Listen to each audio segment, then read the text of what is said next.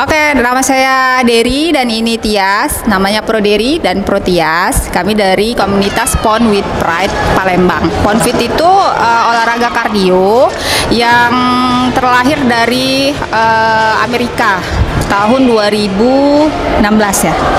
2016 tuh di Indonesia masuknya 2016 yang terinspirasi dari gerakan menabuh drum. Jadi gabungan dari gerakan yoga kemudian dan pilates, kemudian menggunakan tools namanya ripstick seperti stick drum, tapi bukan stick drum, namanya ripstick gitu.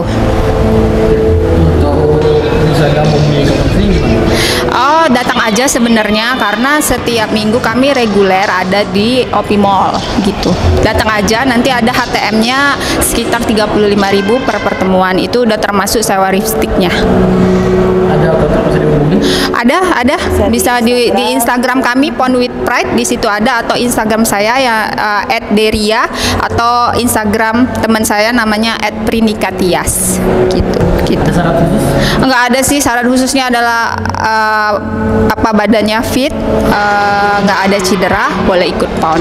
Semua kalangan bisa, dari muda berumur bisa ikut PON, atau bahkan ibu hamil pun bisa ikut PON karena ada gerakan-gerakan opsi seperti itu. Ada manfaat khusus? Manfaatnya karena ini olahraga kardio, jadi bisa menurunkan berat badan, meningkatkan kelenturan, dan masih banyak lain. Kelompoknya sekitar ada 80-an.